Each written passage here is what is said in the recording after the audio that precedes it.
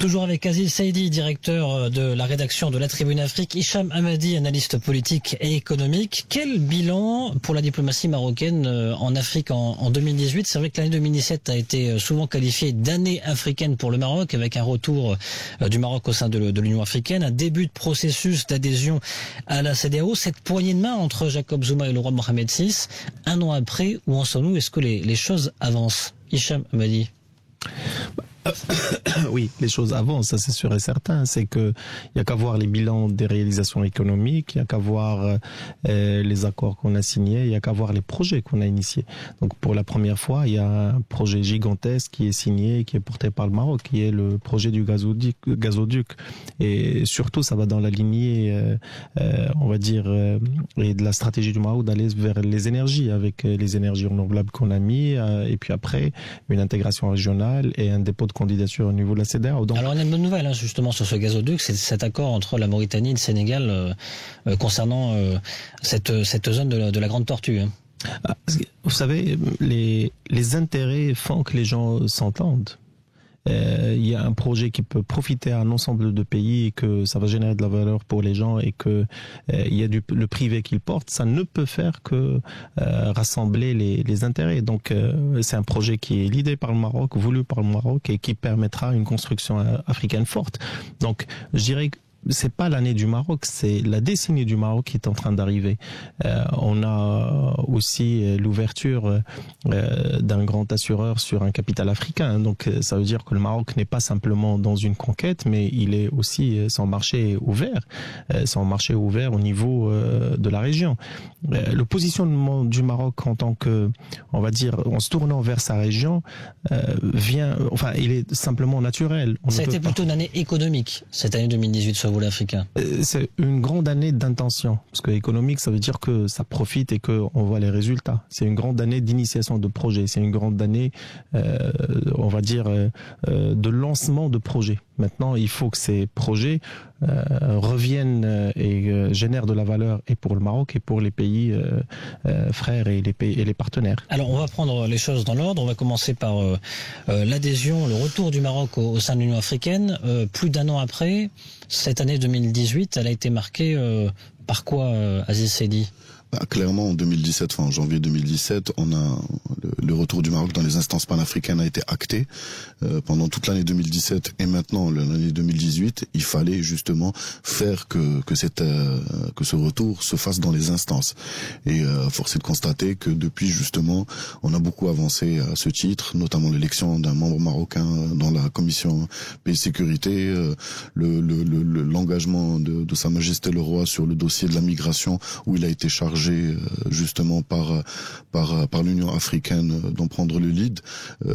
Avec une réunion sur la migration, cette conférence pour le pacte de la migration la semaine prochaine à Marrakech. Tout à fait, qui va sceller qu'on devrait signer donc un pacte mondial, mais aussi qui souligne l'importance du rôle du Maroc dans cette question et le leadership personnel du souverain.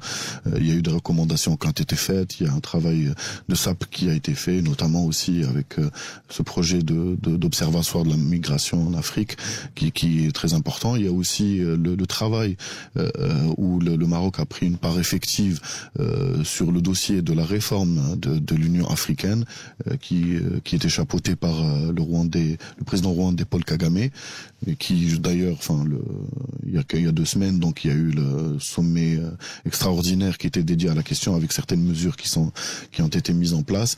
Et là le Maroc aussi le Maroc a participé de manière effective et je pense qu'il a été aussi une force motrice pour justement réformer l'Union africaine, car faut le rappeler dans son discours dans le discours de Sa Majesté à Addis Abeba, c'était le Maroc revenait dans les instances panafricaines, mais aussi pour être une force motrice et pour pouvoir porter les chantiers de l'Union africaine, mais aussi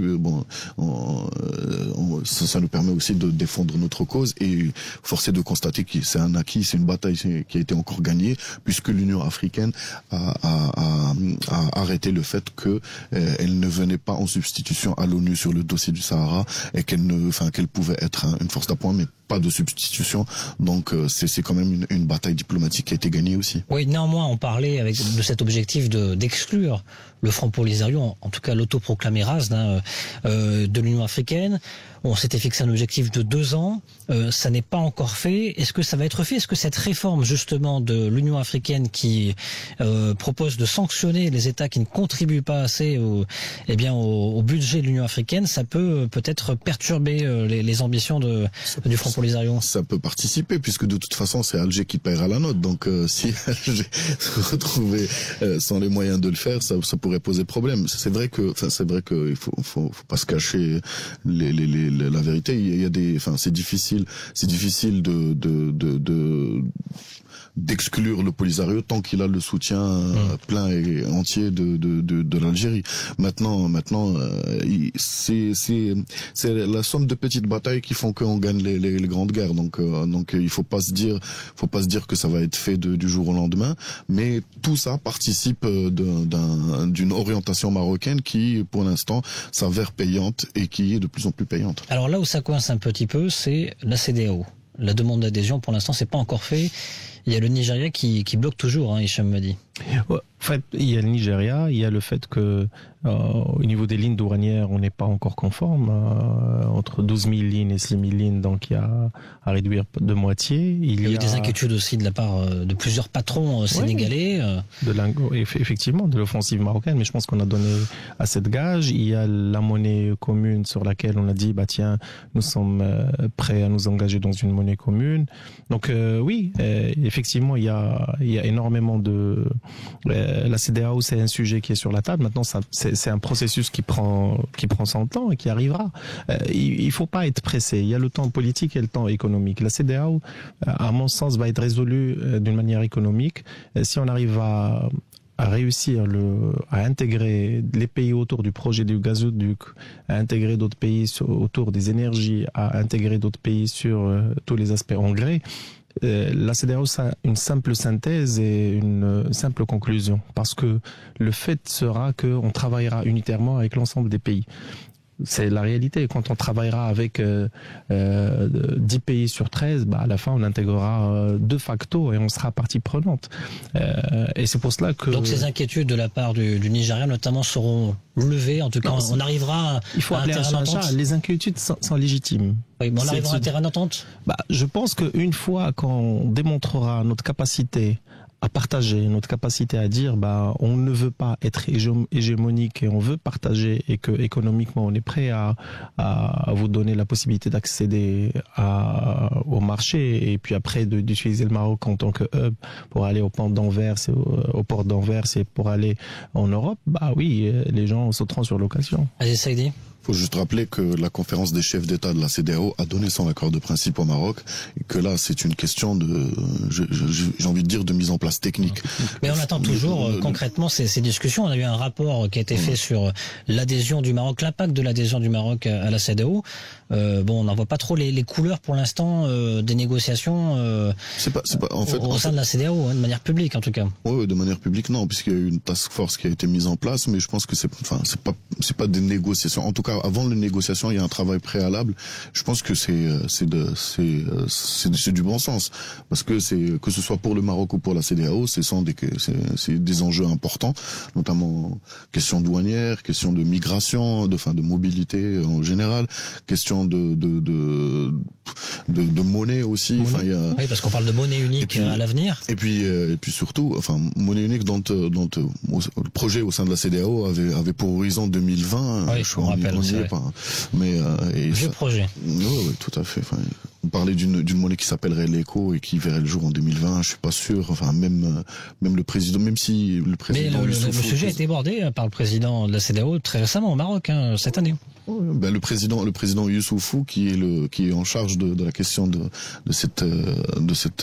la monnaie unique, lui-même y croit encore. En tout cas, c'est ce qu'il dit, mais ça reste difficile à mettre en place. Moi, ce que je voulais dire, c'est que ce sont des enjeux importants. Il faut prendre le temps de faire bien les choses. Et puis surtout, je pense qu'il y a un élément clé qui est celui de la pédagogie et de la sensibilisation à l'orientation marocaine au sein de l'Afrique de l'Ouest. Autre événement, c'est Rabat-Pretoria. On se rappelle cette poignée de main avec Jacob Zuma et le roi Mohamed VI. Un an après, les choses ont un peu bougé. On a vu quand même des ambassadeurs respectifs des deux pays qui ont été nommés. Oui, tout à fait. Enfin, c'est une sorte de dégel. C'était un moment symbolique, enfin un geste symbolique que cette poignée de main. Depuis, Zuma n'est plus président.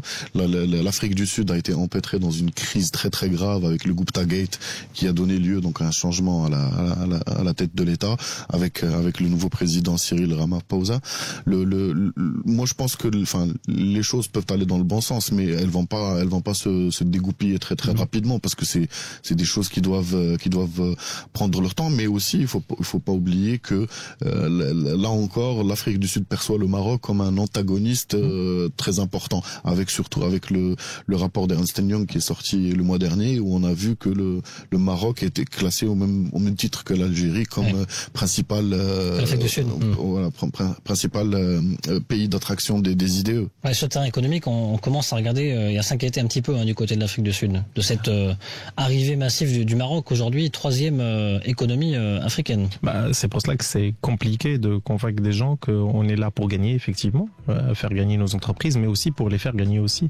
Donc la difficulté, elle est là, et c'est pour cela que ça prend du temps. Donc ce qui va se passer, c'est que le temps politique est donné, il y a eu un dégel, maintenant le temps est à l'économie et au privé qui doit prendre, on va dire, les devants, aller nouer des partenariats, se connaître, parce que avant de se marier, avant des fiançailles, on se connaît d'abord, et puis après peut-être des fiançailles, peut-être un mariage. Donc il faut laisser autant le temps et les choses arriveront. Et on termine par cette photo, cette courte vidéo de 30 secondes également, celle du roi Mohamed VI et d'Ali Bongo hier. Enfin des nouvelles d'Ali Bongo depuis le 24 octobre dernier. Il était parti à Riyad depuis, le président gabonais, en convalescence pour une maladie inconnue.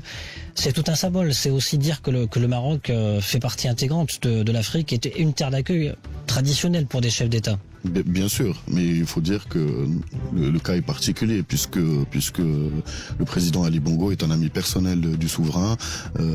Il faut dire que la pression était à son paroxysme au Gabon, parce que il y avait beaucoup de questions sur l'état de santé du président, mais aussi le porte-parole qui avait promis des images. On a eu droit à des fakes la semaine dernière et tout ça. Donc là, ça vient en fait rassurer un peu le Gabon, et puis ça montre aussi bien évidemment la place que du souverain en Afrique, et notamment avec ses amis et frères chefs d'État. Merci beaucoup messieurs. Aziz Saïdi, à très bientôt. Je rappelle que vous êtes directeur de l'information, directeur de la rédaction de la Tribune Afrique. À très bientôt sur Atlantique Radio. À très bientôt Landry, merci. Hicham Hamadi, merci beaucoup, à bientôt. À bientôt. Analyste politique et économique. Vous restez avec nous dans quelques instants en direction Marrakech. Vous allez retrouver Fessat Adlaoui pour les experts atlantiques depuis le Festival international du film de Marrakech. À 10h, le point info en langue arabe avec Morad Baba. Je vous retrouve demain pour un prochain numéro des Décodeurs Atlantiques. Excellent.